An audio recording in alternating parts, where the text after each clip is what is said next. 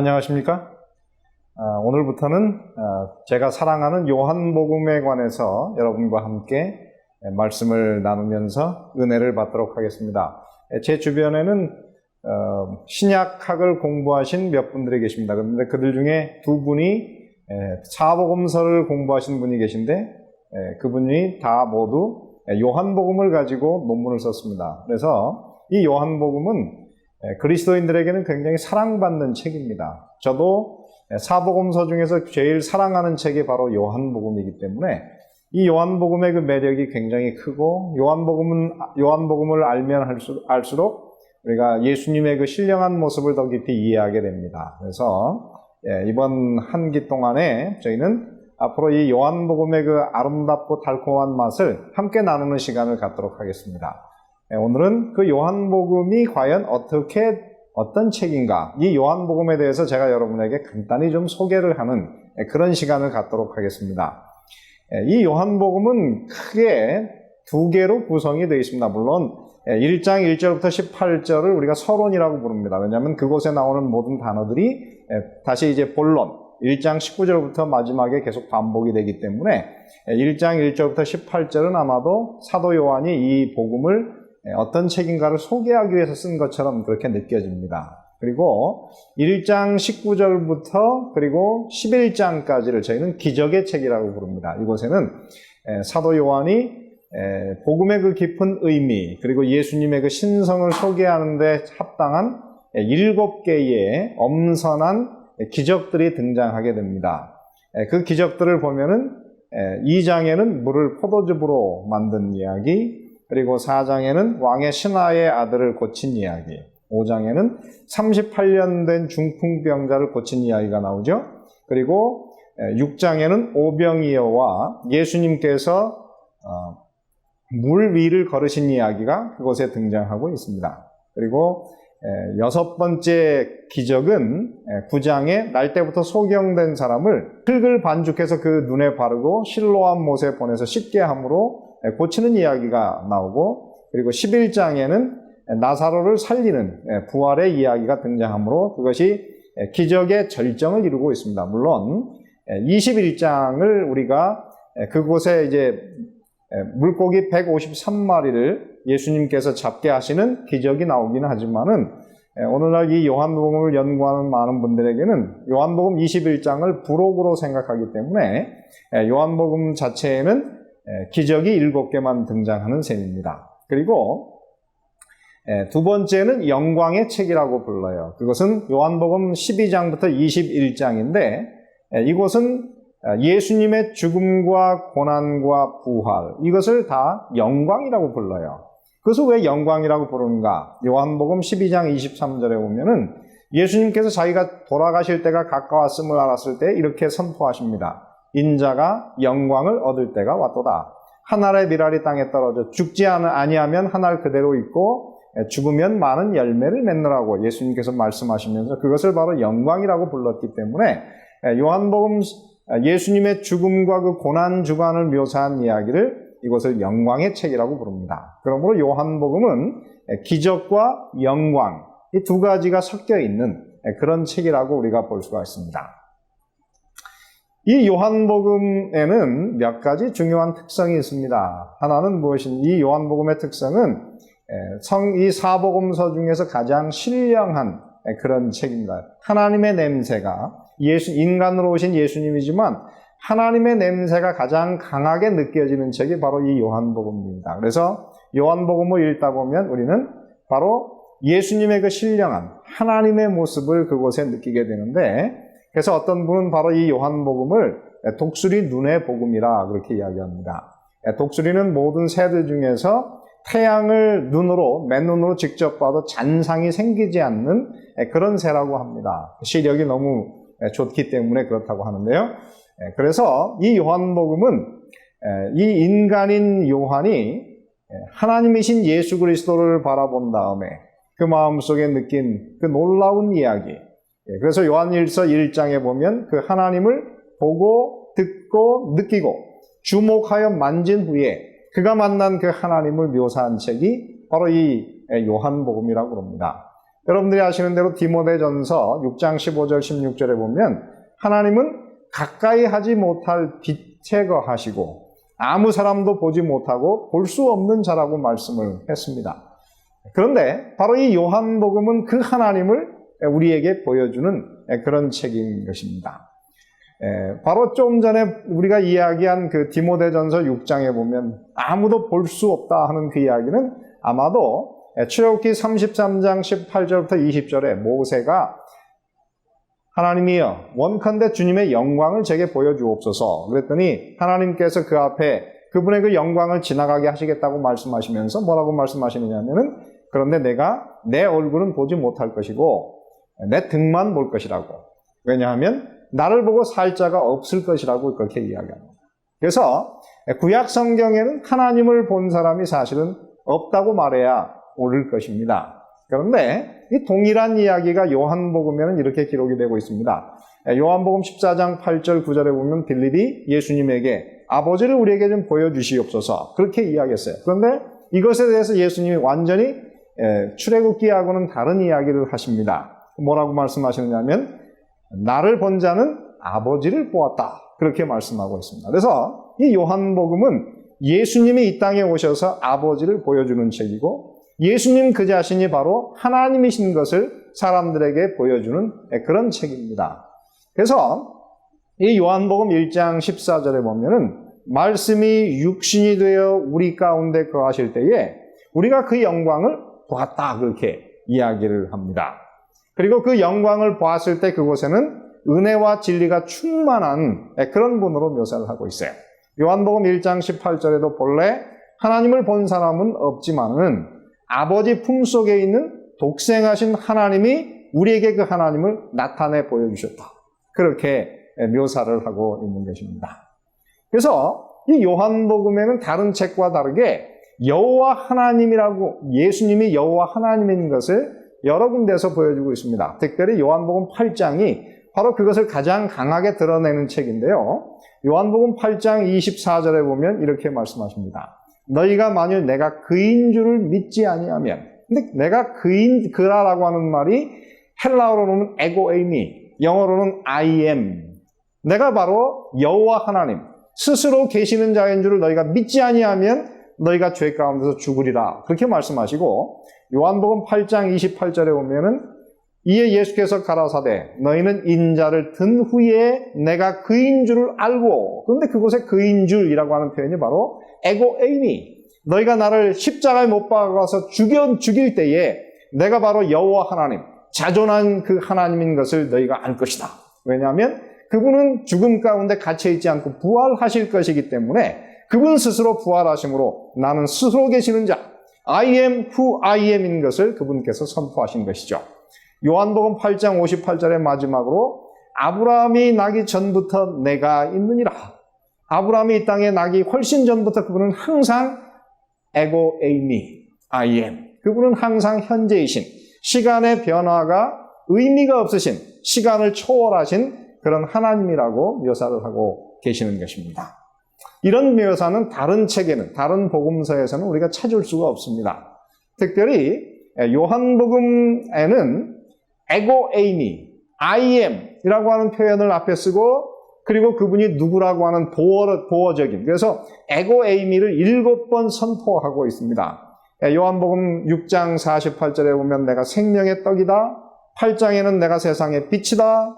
나는 양의 문이다. 이렇게 해서 이런 표현들이 요한복음 15장 1절까지 7번이나 완전수 7번이나 예수님 그분은 여호와 하나님 그러시면서 그분이 어떤 분이신지를 우리에게 어떤 의미가 있으신지를 가르쳐주는 7개의 예수님에 관한 에고에이미의 선포가 있는 유일한 책이기도 한 것이죠.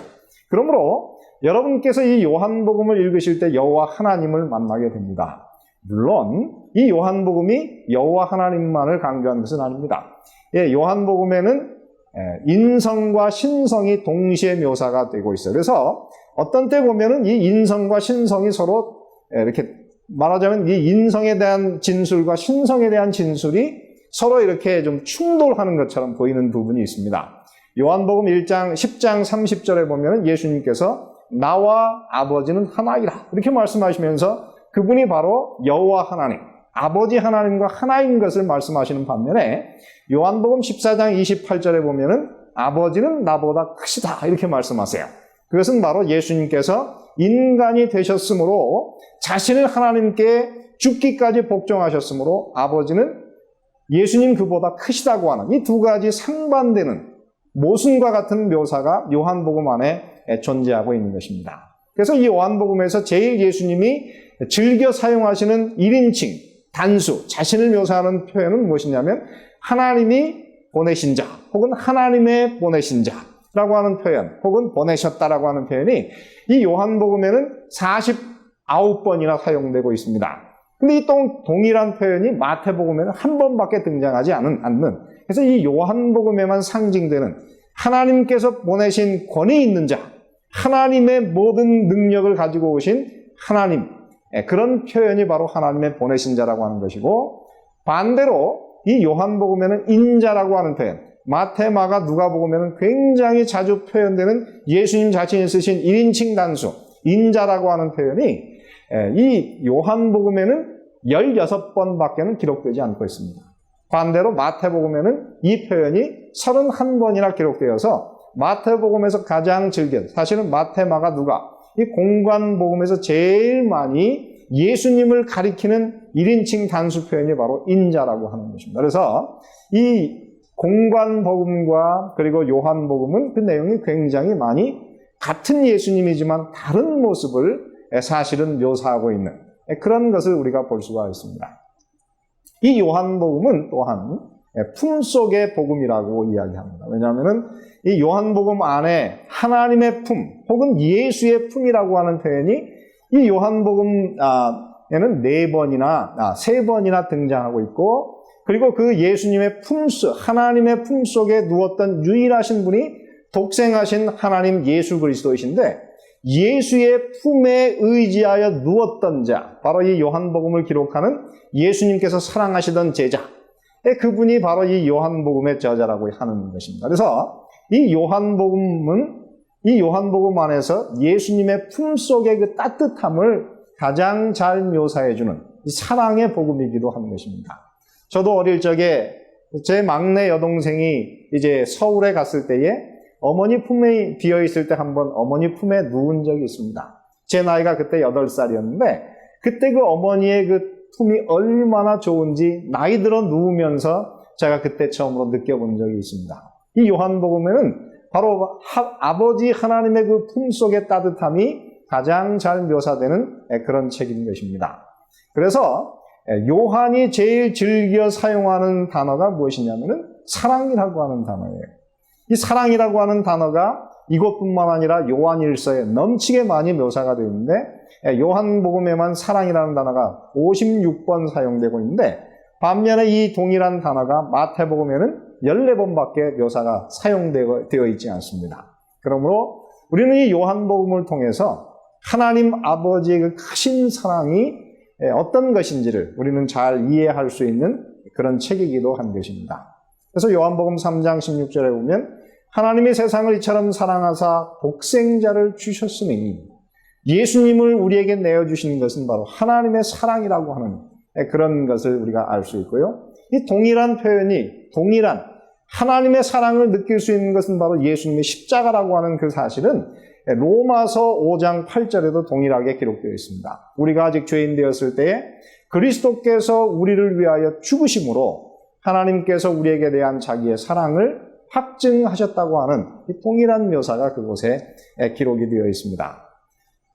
또한 이 요한은 신약교회에서 첫 번째 신학자라고 그렇게 묘사가 됩니다. 왜 그러냐면은 다른 복음서는 대부분 예수님께서 행하신 기적이나 이런 것들을 그냥 있는 그대로 그저 묘사를 했습니다. 그런데 이 요한복음은 7개의 구속적인 의미를 가진 그런 그 기적의 이야기들을 이제 묘사한 다음에 그것의 신학적인 의미가 무엇인지를 길고 장황하게 그것을 설명하고 있습니다. 그래서 이 요한은 이 기적을 다 영적인 의미가 있는 어떤 신학적인 어떤 영적 교훈이 있는 것으로 그것을 묘사하기 시작한 첫 번째 그리스도의 사도라고 하는 것이죠. 그래서 이 신약 요한복음을 연구하시는 분들은 바로 이 요한이야말로 신약교회의 첫 번째 신학자라고 묘사하는 참으로 재미있는 글이 있습니다.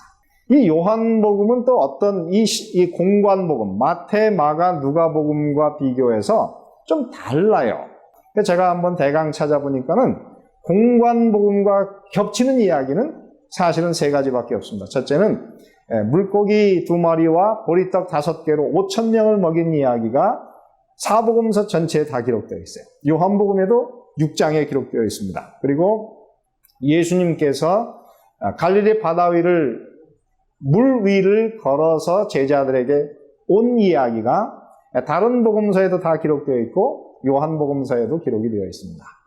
그래서 이 2가지 이야기가 있고 아마도 요한복음 12장에 나오는 예수님께 300데나리온의 향유를 부은 그 여인, 아마 이 막달라 마리아 혹은 베다니 마리아의 이야기가 이 사복음서 전체에 기록이 되어 있습니다. 그래서 이 4개, 다른 3개의 복음서와 겹치는 이야기는 불과 요한복음에는 3개밖에 없습니다. 물론 십자가에 관한 이야기, 고난에 관한 이야기는 다 있지만은 그것을 뺀다고 하면은 이 요한복음은 실제로 이 3가지 외에는 겹치지 않는 것입니다. 그리고 이 요한복음에만 기록된 것이 무엇이냐면 예수님의 그 다락방 강화, 요한복음 14장부터 사실은 요한복음 13장부터 16장까지 기록된 이 다락방 강화는 요한복음에만 기록된 특별한 이야기이기도 합니다. 다른 책에 있지만 그것은 아주 간단히 기록되어 있고 요한복음에는 그것을 길고 장황하게 이야기하면서 그곳에서 이 땅에 남겨진 제자들이 예수님처럼 일하고 예수님이 하신 것처럼 할 뿐만 아니라 그것보다 더 큰 일을 할 수 있는 비결을 그곳에 써놓은 그 이야기가 요한복음에 기록되어 있습니다. 그래서 이 요한복음은 공관복음과는 겹치지 않는 다른 이야기들, 공관복음에 기록되지 않은 다른 이야기들만을 모아서 기록한 복음서라고 하는 것입니다. 그러므로 여러분께서 이 요한복음을 공부할 때에 여러분께서는 참으로 많은 신비한 사실들을 여러분께서 이제 경험하시게 될 것입니다. 그리고 제가 특별히 드리고자 하는 말씀은 저는 이 요한복음을 연구하다가 깜짝 놀란 것은 요한복음은 거의 매 장마다 예수님의 십자가의 의미를 설명하는 그런 책이라고 하는 것입니다. 그래서 저는 이 요한복음의 제목을 무엇이라고 붙였냐면 십자가의 복음서 이렇게 붙였습니다. 왜냐하면 사도 요한은 예수님의 사랑, 하나님의 신성, 하나님의 영광을 묘사할 때에 그것을 가장 잘 드러내는 것이 바로 예수님께서 십자가에 달리신 사실인 것을 그가 알게 됩니다. 그래서 요한복음은 거의 매 장마다 예수님의 십자가의 의미를 묘사하고 있습니다. 요한복음 1장 29절에 보면 침례 요한이 예수님을 처음 만나자마자 그가 선포한 첫 마디가 바로 무엇이냐면 보라, 세상 죄를 지고 가는 하나님의 어린 양이로다. 예수님을 처음 만나고 예수님을 메시아로 소개하는데 그 메시아는 이 땅에 와서 인간의 모든 죄를 지고 죽으시는 하나님께서 마련하신 죽임을 당하신 어린 양이라고 하는 그런 말로 이곳에 묘사하고 있습니다. 물론 이 동일한 어린 양이라고 하는 것이 요한계시록에 보면은 힘 있는 유다 지파의 사자, 권위를 가진 어린 양이지만 이 요한복음에서는 유월절 어린 양, 인간의 모든 죄를 지시고 돌아가시는 유월절 어린 양으로 요한복음 1장에 이미 묘사되고 있습니다. 그리고 요한복음 2장 3절 4절에 보면은 그곳에 이 가나의 혼인잔치에서 포도주가 떨어지게 되었어요. 그때에 예수님의 어머니가 예수님에게 나와서 저희에게 포도주가 없습니다. 그렇게 얘기할 때 예수님이 동문서답하는 것 같은 이야기를 하십니다. 요한복음 2장 4절에 보면 예수께서 가라사대 여자여 나와 무슨 상관이 있나이까? 내 때가 아직 이르지 못하였나이다. 여기서 말하는 내 때가 무엇인가?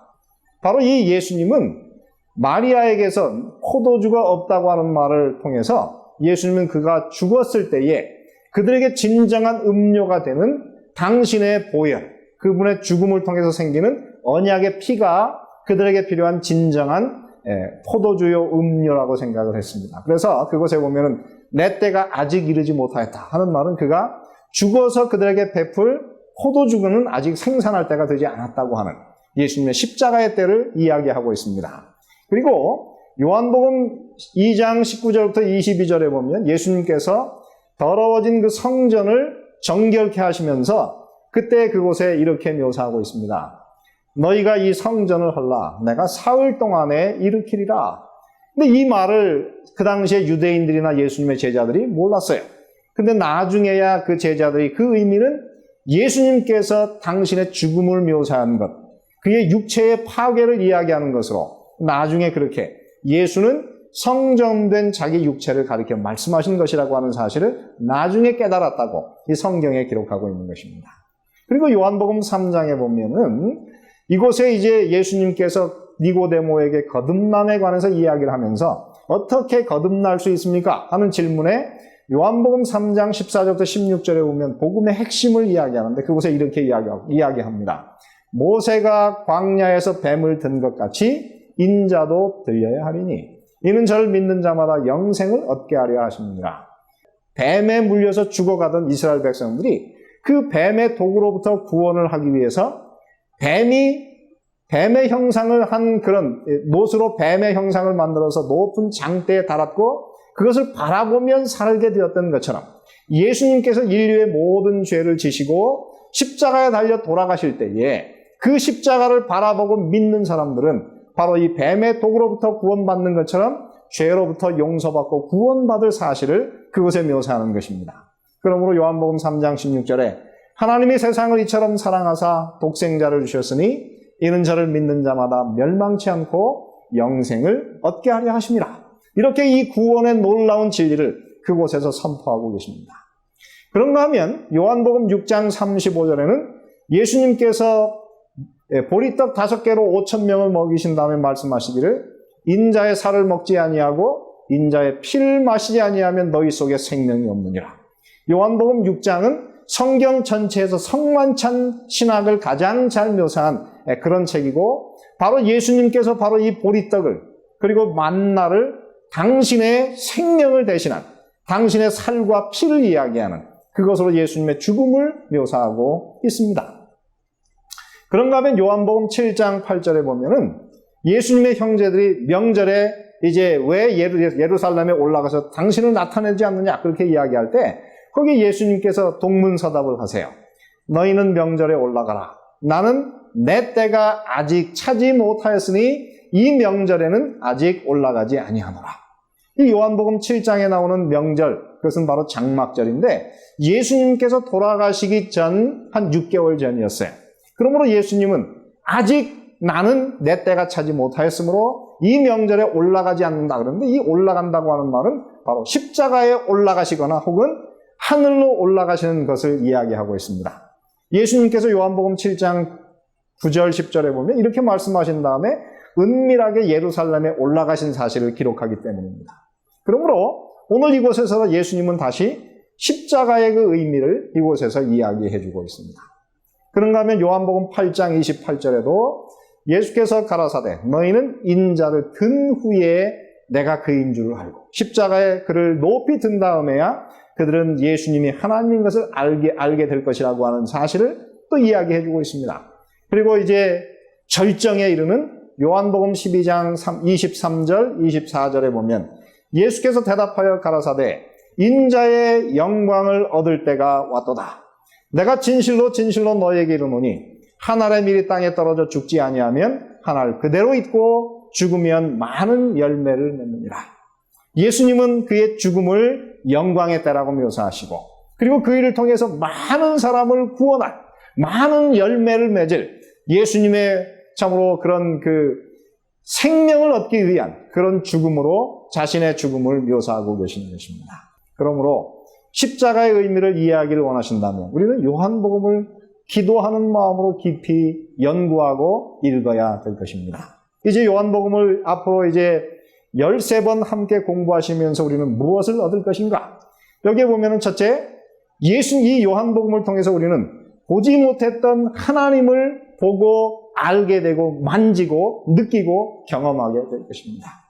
두 번째, 우리는 이 요한복음을 통해서 하나님의 품속의 사랑을 아는, 그래서 이제는 우리도 사랑의 철이 들어가는 그런 성숙한 그리스도인으로 변하게 될 것이고, 하나님의 사랑을 우리 마음속에 느낌으로 우리는 감동이 넘치는 그런 그리스도인의 삶을 살게 될 것입니다.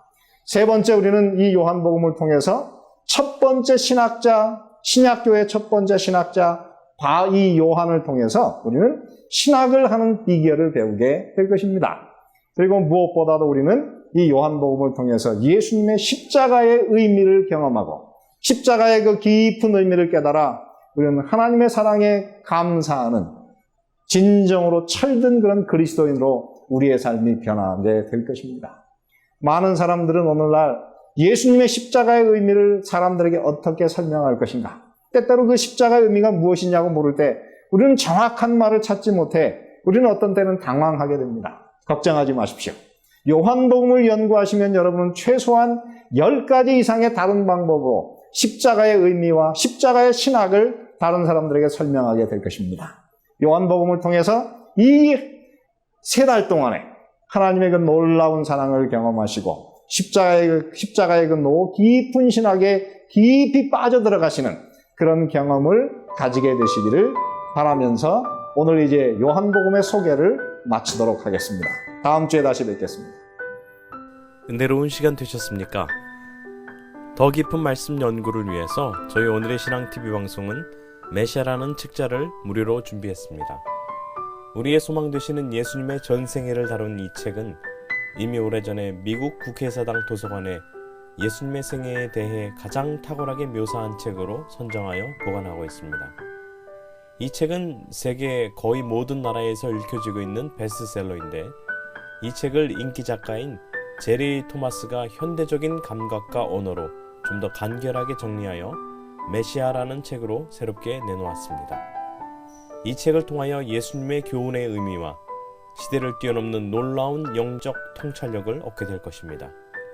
저희 방송에서는 이 책자를 무료로 보내드리오니 전화 562-405-2806번으로 전화 주시기 바랍니다.